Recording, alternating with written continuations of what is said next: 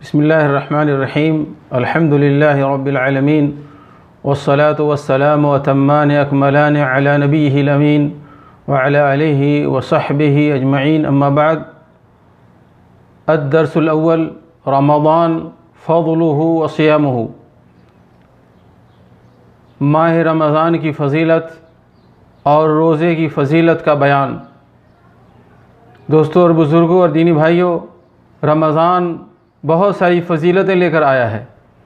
رمضان کیا لے کر آیا ہے؟ روزے کا پیغام لے کر آیا ہے۔ رمضان میں قرآن کریم نازل ہوا۔ رمضان المبارک میں عمرہ کرنے کا ثواب حج کے برابر ہے۔ رمضان المبارک میں ایک ایسی شب ہے جس کو لیلۃ القدر کہا جاتا ہے، اور شب قدر ایک رات میں عبادت کرنے کا ثواب 1000 مہینے کی عبادت سے افضل ہے۔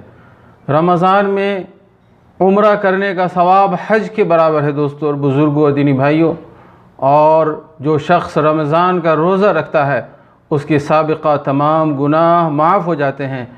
جو رمضان میں تراویح کی نماز پڑھتا ہے اس کے سابقہ تمام گناہ معاف ہو جاتے ہیں۔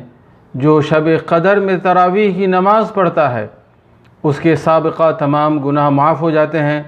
رمضان المبارک کا روزہ اسلام کا ایک عظیم رکن ہے۔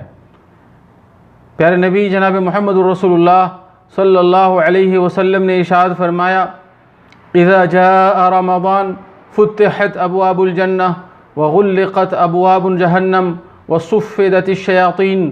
جب رمضان المبارک کا مہینہ آتا ہے جنت کے دروازے کھول دیے جاتے ہیں، جہنم کے دروازے بند کر دیے جاتے ہیں، اور شیطان کو جکڑ دیا جاتا ہے۔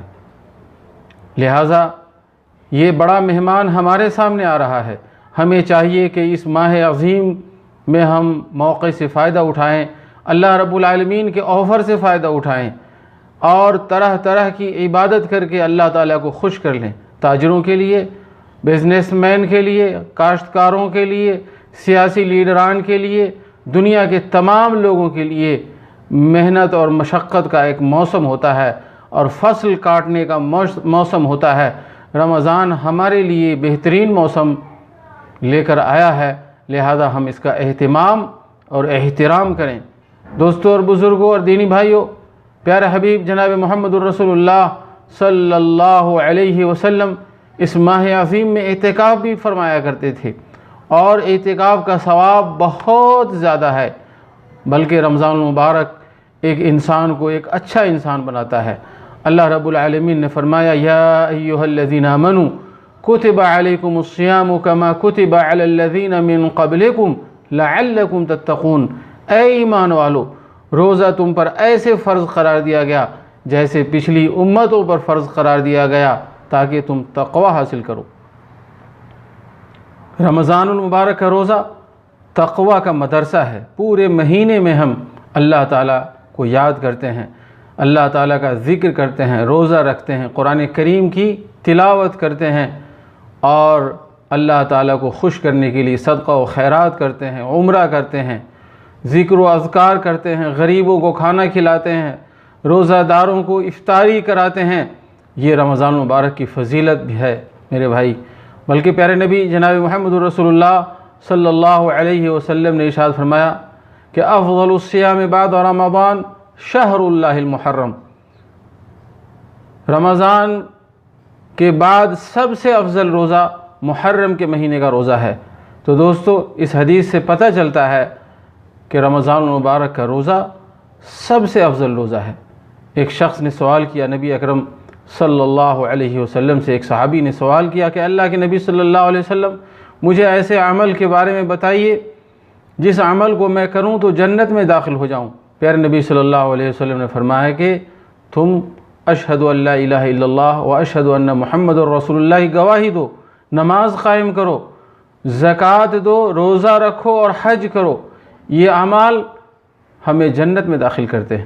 پیارے حبیب جناب محمد الرسول اللہ صلی اللہ علیہ وسلم نے ارشاد فرمایا، بنی الاسلام علی خمس، شہادت ان لا الہ الا اللہ وان محمد الرسول اللہ واقام الصلاۃ وایتاء الزکاۃ وصوم رمضان وحج البیت من استطاع الیہ سبیلا، کہ رمضان اسلام کی بنیاد 5 چیزوں پر ہے: کلمہ توحید اشہد ان لا الہ الا اللہ کی گواہی دینا، 5 وقت نماز پڑھنا، مال کا زکوٰۃ نکالنا، رمضان کا روزہ رکھنا اور صاحب استطاعت کے لیے حج کرنا۔